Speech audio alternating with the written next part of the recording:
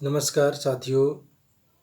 मैं आपका भाई, मैं आपका दोस्त विकास कुमार यादव।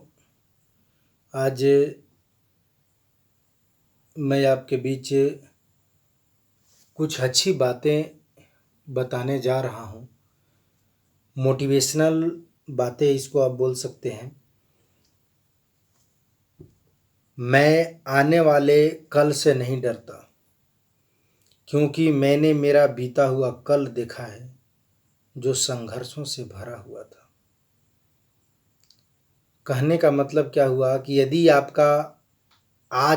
आप अपने जीवन में संघर्ष किए हैं तो आने वाली कल की परेशानियों से आप डर नहीं सकते हैं। क्यों? क्योंकि आपका जो बीता हुआ कल था उसमें आप संघर्ष किए हैं, और संघर्ष करते करते आदमी किसी भी परिस्थिति को सामना करने के लिए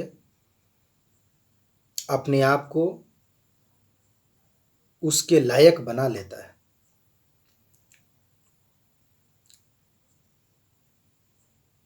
दूसरी बात मैं आपको बताता हूँ कि जब जल गंदा हो जाते हैं तो उसे हम हिलाते नहीं हैं, बल्कि उसे शांत छोड़ देते हैं, जिससे गंदगी अपने आप नीचे बैठ जाती है। इसी प्रकार जीवन में परेशानी आने पर बेचैन होने के बजाय शांत रहकर विचार करें, हल जरूर मिलेगा। जिस प्रकार यदि जल गंदा हो तो उसे यदि हिला डुला दीजिएगा तो गंदगी और फैल जाएगी। जब जल को शांत छोड़ दीजिएगा तो गंदगी नीचे बैठ जाएगी।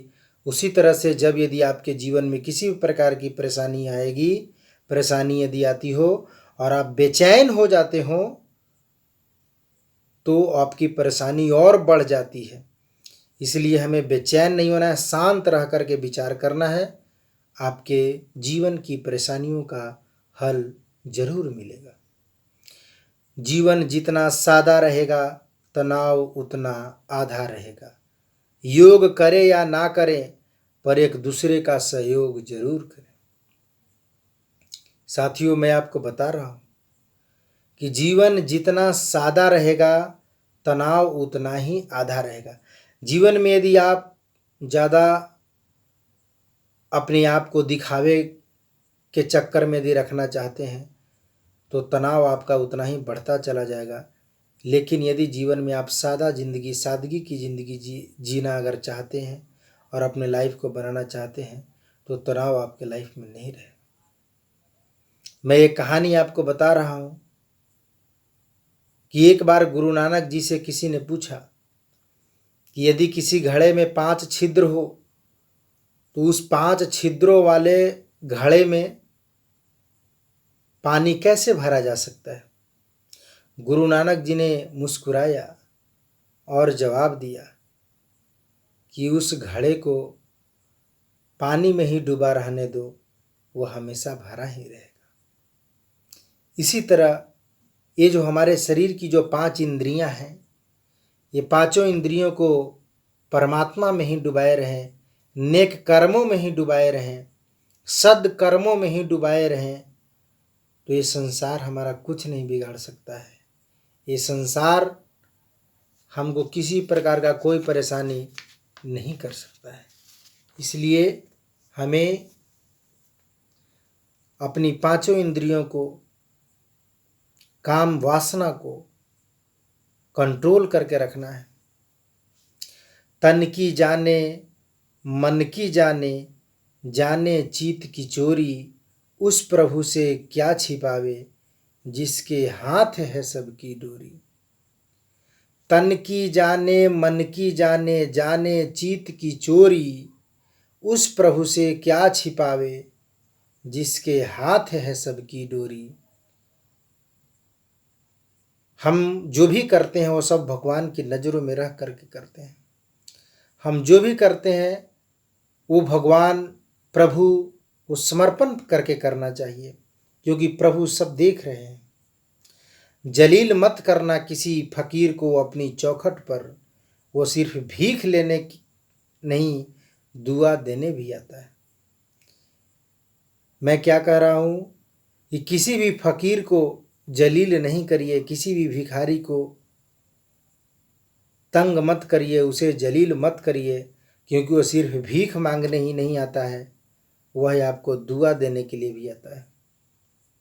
और दुआ सबसे बड़ी चीज होती है। दुनिया में कोई ऐसा व्रत नहीं है जिसको रखने से जात पात, भेदभाव, गरीबी, भ्रष्टाचार, पाखंड, अंधविश्वास, बेरोजगारी, अन्याय से मुक्ति मिल जाता है। कोई ऐसा व्रत नहीं है। इसलिए सबसे बड़ी चीज है, हमें अपने जीवन से जात पात को मिटाना है, भेदभाव को मिटाना है, गरीबी भ्रष्टाचार को मिटाना है, पाखंड, अंधविश्वास, बेरोजगारी और जो एक दूसरे के प्रति जो अन्याय हो रहा है उसे मिटाने की आवश्यकता है।